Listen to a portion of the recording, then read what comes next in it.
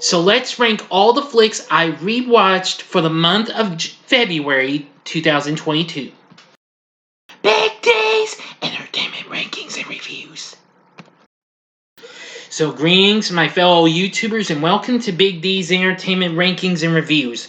My name's Doyle, better known to as the Big D, back with another ranking. Today I'm going to rank my rewatches for the month of February 2022. As I had to go back and forth, start with either rewatches or first times, because I did first times last month first, and then rewatches after that. So first it's going to be rewatches, then first times will be next, okay?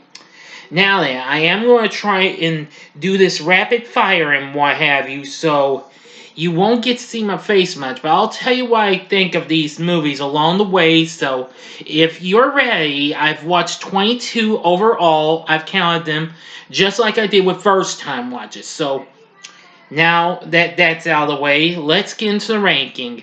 Sit back, relax, and here we go. Number 22 is Exorcist II: The Heretic from 1977. Now, I've only seen this a few times, and while it's not as good as its predecessor, it's still reasonable and what have you. We got Linda Blair back as Reagan. Well, this just has a few mind-boggling and twists and turns and what have you, so this isn't quite as good. This isn't as good as its predecessor, and, well, I may review this later on this year since its anniversary is this year. Even though I've already reviewed the first one and the third one, and I've yet to do the prequel, though, and the semi-prequel, which of course was Dominion. But, well, it has some other reasonable cast members, including James Earl Jones. Number 21 is Fat Albert from 2004. I kind of do, in a way, like this movie and what have you, but although it's bland in some ways, but it does have a good-hearted story and what have you. Kenan Thompson's absolutely really funny as the title character, and the rest can be hit or miss and what have you, but I do love the performances we got from Kyla Pratt, Daniel Ramirez. We even get Bill Cosby himself, who created this popular TV show from the 70s. Anyway, this film's reasonable and what have you after I rewatched it. If you haven't seen my review of this, check it out if you haven't. Number 20 is What Planet Are You From 2000. I used to love this movie. This was a guilty pleasure of mine. This film's so underrated in my view. This film bombed at the box office, but still has become a cult classic, in my opinion anyway. With the late great Gary Shandling, along with Annette Bening, this is absolutely one twisted comedy about this guy from another planet whose genitals are gone, and well, they now have kind of mechanical, it sounds like it, but it kind of makes a weird sound once he's attracted to the ladies and what have you. And that Bening's not too bad. John Goodman's in this, he's really funny. Anyway, this film's so underrated. If you haven't seen this, maybe give it a one-time watch. I need to review this film sometime down the road. Number 19 is The One from 2001. This film was kind of a semi-guilty pleasure. After revisiting the film on Netflix, I gotta say, I've learned this film is very underrated, with Jet Li as this guy who, plays dual roles, playing, a version of himself from an alternate dimension, trying to kill himself in the current era and what have you. Anyway, it does have a pretty good set of cast members like Jason Statham, Delroy Lindo, and Carla Gugino. And it has some pretty kicking tunes like Drowning Pool's breakout hit Bodies, as well as the title track of their first album, Sinner. This film's just so kick-ass. The special effects, it's hit or miss and what have you, but I do have some love for this. I definitely need to defend this film in some ways, maybe. We'll see. Number 18 is Head Over Heels, also from 2001. Now, this rom-com's easily a real guilty pleasure of mine. I'd watch this every time Starz or Encore would show this.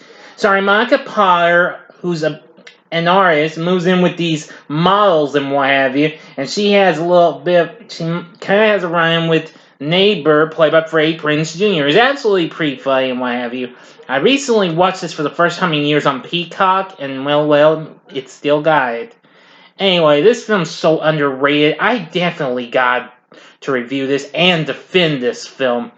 This film really got dissed. I think this also didn't do so well at the box office, but hey, this was a guilty pleasure. I love it. Number 17 is This Means War from 2012. I remember going to the theater and seeing this, and I still kind of got a little bit of love for this film. This film's pretty underrated. While it got dissed by critics, it was still a big success at the box office, having Chris Pine, Tom Hardy, and Reese Witherspoon. Yeah, it's spy going up against a spy who both fall for the same women right here. If you haven't seen my review of this film, you need to check it out. I managed to defend this flick in some ways. Overall, it's pretty fun in some ways, even though some critics didn't find it funny though. Number 16 is William Shakespeare's Romeo and Juliet from 1996. Now, this film I also recently did a review of not so long ago this month. I gotta say, this is really intense. It's a modernized update of the classic Shakespeare tragedy of a play. Starring Leonardo DiCaprio and Claire Danes, this film is just so intense. I really did enjoy this. It was really good. And of course, directed by Baz Luhrmann, who I've just seen the trailer for his new film Elvis coming up this summer. I hope that does pretty well. Anyway, Romeo and Juliet's definitely a really good film. I may not have seen other adaptations of this, but even so, this film's pretty good. Number 15 is My Dog Skip from 2000. Now, I haven't seen this film in years. I have to say, after revisiting the film, it's pretty good based on the popular story of the same name. Starring Frankie Muniz, he's really good in this. It's got Kevin Bacon, Diane Lane. Yeah, this dog can do anything. I like it when the dog's driving the car and what have you. I definitely gotta review this film someday.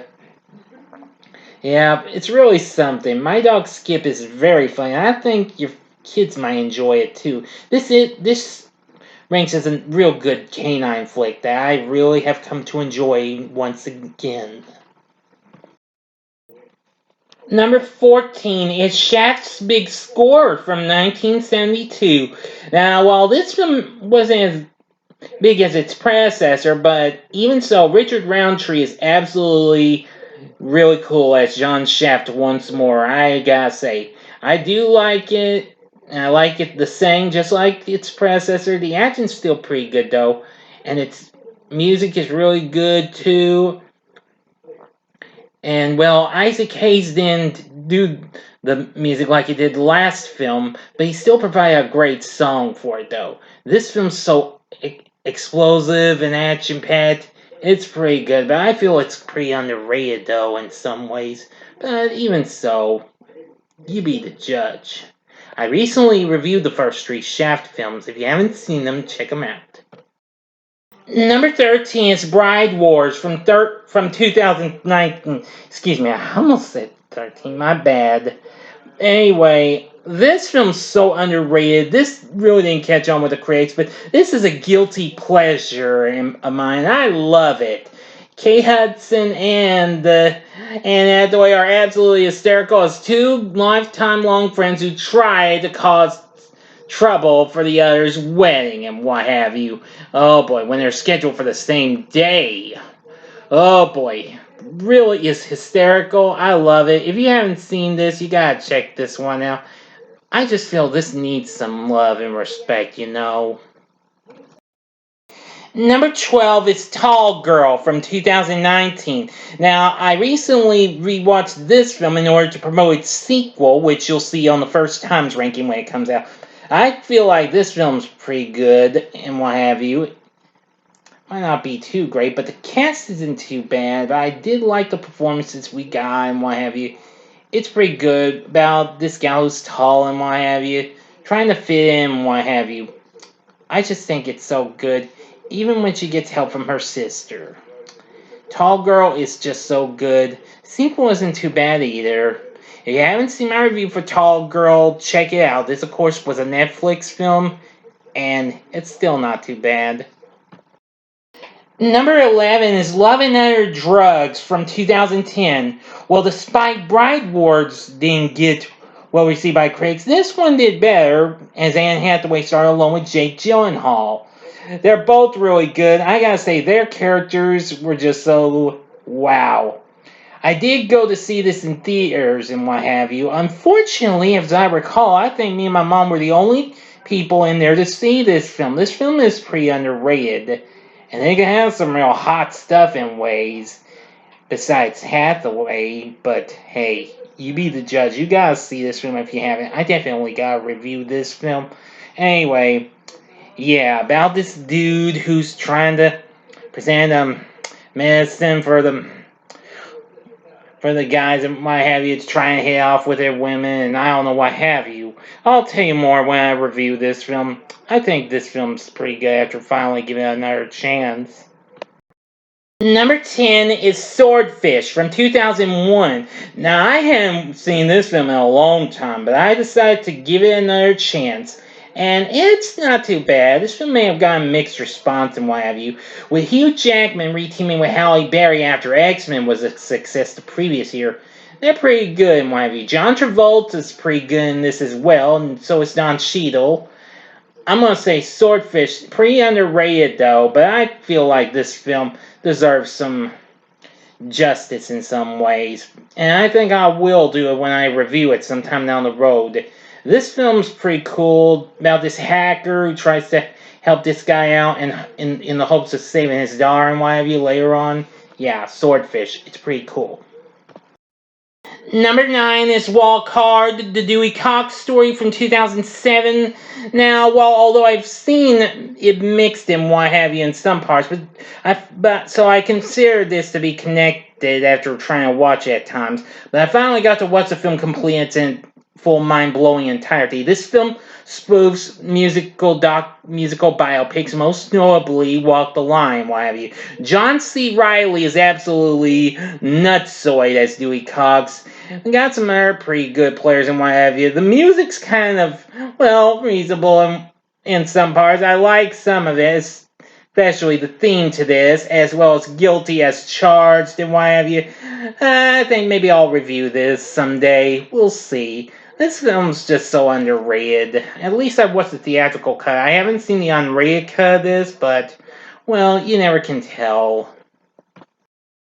Number 8 is the Texas Chainsaw Massacre from 2003. Now, I did see this film last October, and I decided to watch it again, along with the prequel and the 3D movie, but I didn't see it in 3D, though, in order to promote the new Netflix film, which you'll see all those on the first time watch this ranking. This film's pretty brutal and bloody and what have you, since the original version was not.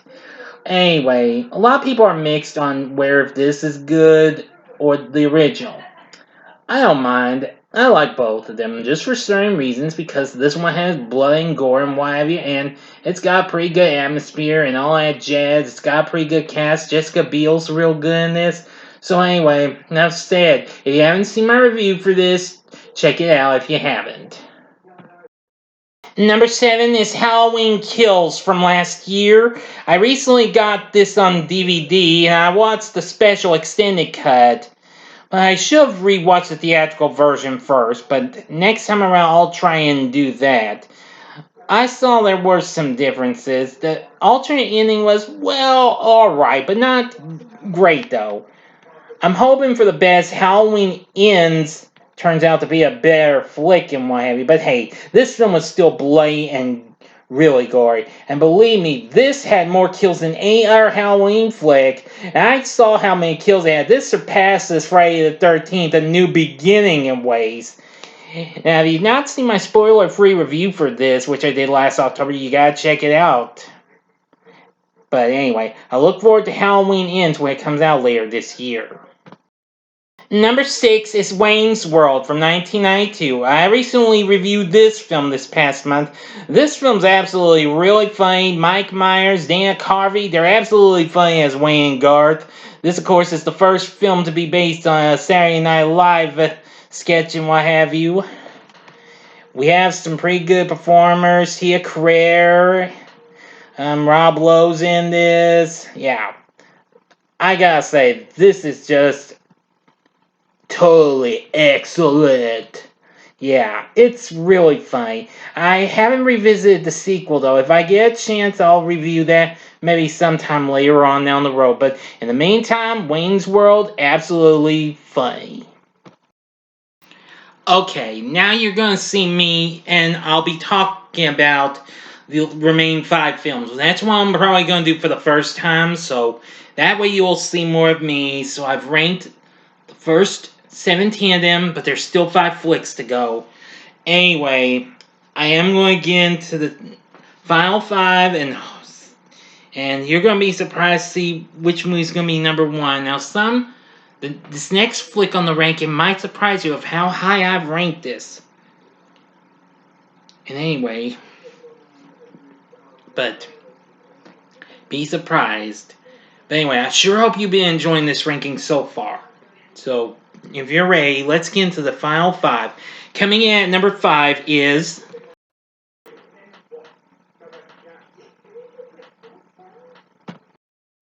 Swamp Thing from 1982. Now, although it's only the second time I've seen this cult classic based on the DC Comics character of the same name, now I did grow up watching the TV show on the USA Network, as well as see an episode or 2 of the short-lived animated series that the Fox Network showed. Anyway, yeah. I'm going to say I really did enjoy the performances we got from everyone. Ray Wise, Adrienne Barbeau, Louis Jordan. The film was directed by Wes Craven just a couple of years before he directed the original Nightmare on Elm Street. Now, if you haven't seen my review of this film, which I recently did not so long ago this month, y'all check this out. This film's pretty underrated, but it's pretty good though. Now, what I saw was what was originally the more mature R-rated cut in some ways, but I might be wrong. But anyway, but what I saw was, but it could have been the PG-rated version, because now they did have to tone it down to get the PG rating, but some versions of it do have a little more than what you can expect. You know what I'm saying, folks? But anyway, this sci-fi horror flick is wow. But anyway, this film's a cult classic. Definitely pretty good. I think you might want to check this out. Again, if you haven't seen my review of it, then you've got to. You might enjoy it. Now, coming in at number 4 is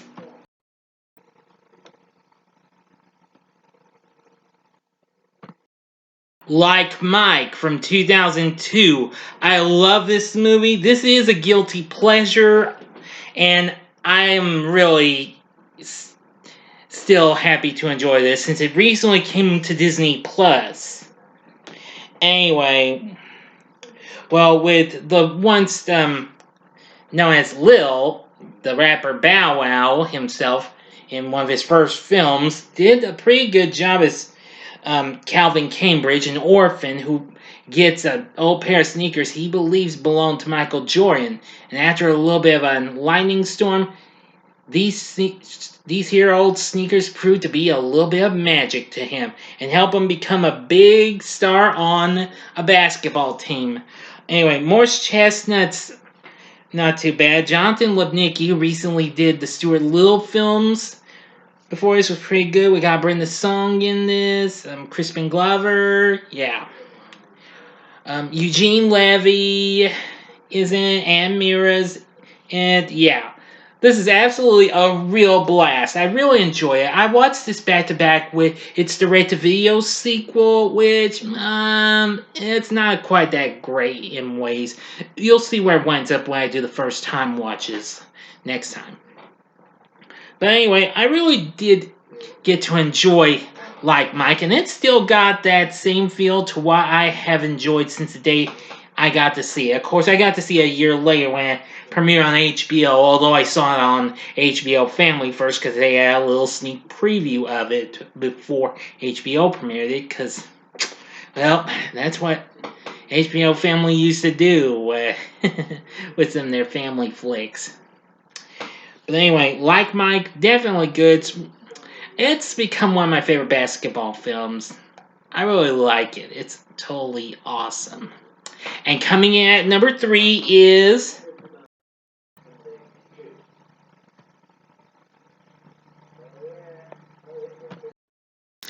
300 from 2007. Now, I hadn't seen this film in a long time either.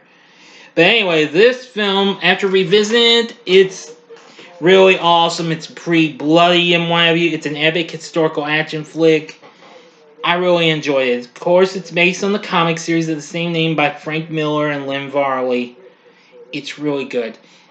I got to enjoy the performances from everyone. Zack Snyder did a great job with his direction of this, and what have you. Gerard Butler is really good in this. I'm just gonna say this is just one intense epic flick.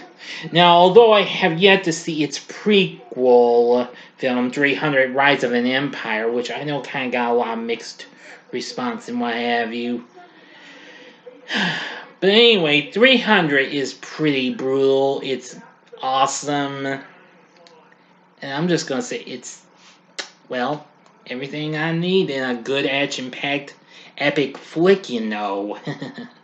Of course, this would lead into several parodies, most notably Meet the Spartans, which I believe came out the following year. I may be wrong, but no, I'm pretty sure it came out the following year. Although I haven't reviewed that one yet. And I have seen it, but I'm not really sure if I'm going to review it, but I probably will. Besides, expect a review for 300 next month, because next month will be the 15th anniversary of this film, 300. It's pretty cool. Anyway, coming in at number 2 is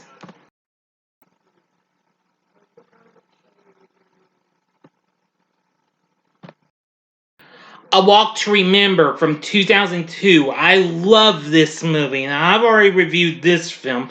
Its anniversary was just more recently, and I'm going to say this movie still holds a special place inside me, especially with the performances we got from Shane West and Mandy Moore. Yeah, Mandy Moore was so incredible in this, especially when she gives us her singing and what have you, especially with that musical number she did called Only Hope. Yeah, that song really touches me deep down. And I'm just going to say, I don't care what those critics say. They were just being ignorant and what have you. Adam Shankman's direction wasn't too bad. But anyway, this is among one of my favorite coming-of-age films.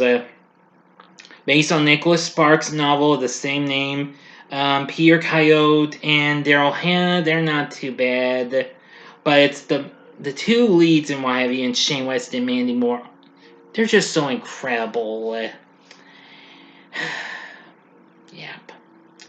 But anyway, the soundtrack's pretty good too.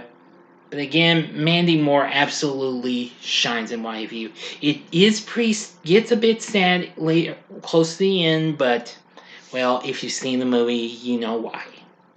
But anyway, it's A Walk to Remember. I do love it. It's really good. And finally, coming in at number 1, my number 1 rewatch of February 2022 is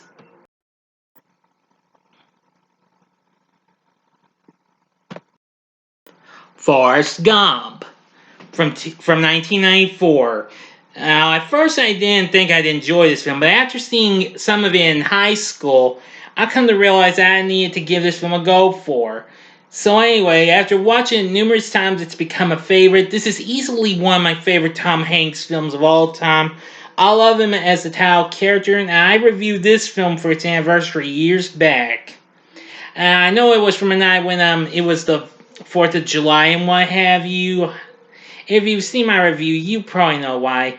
I may re-review this film maybe in a couple more years if I'm still around, but which I'm pretty sure I hope to be still around. But anyway, Forrest Gump is still really funny. Again, Tom Hanks is absolutely really good. I can still do that voice of his as you just heard. And Robin Wright's real good. Sally Field's good. Gary Sinise as Lieutenant Dan. Yeah. Oh boy. It's wow. Robert Zemeckis does a real good job with the direction of the film. Yeah, definitely one of his greats as well, alongside the Who Framed Roger Rabbit and the Back to the Future trilogy. Yeah, Forrest Gump is absolutely amazing, and I'm really glad I got to revisit it again. So anyway, that's it. That's my number one rewatch of February 2022. Now, what did you think of this? You can tell me in the comments section below what you think of this ranking. You can tell me what you might have. Well, you can tell me what you watched, or well, you don't have to. But anyway, it's up to you, okay? Anyway, just let me know what you think of this ranking in the comment section below. If you liked the video, click the like button, subscribe to my channel, and be a part of the Big D Nation. And I'm happy to report that I am finally at 400. I'm at 401 now, so thank you very much. So you will get a Q&A next month. Details to follow, okay? In a couple more days, you'll find out where I'll have a Q&A coming up later on, okay? I will give an announcement, but wait until I give you a solo video so you can send the questions for the Q&A, okay? Alright, join me next time when I bring to you my first time watches for February 2022 ranking. Anyway, thanks for watching, and if you like this, you may want to consider checking out some of these other videos and what have you. In the upper left hand corner is the review for Fat Albert I recently did. The upper right hand corner is my review for Swamp Thing.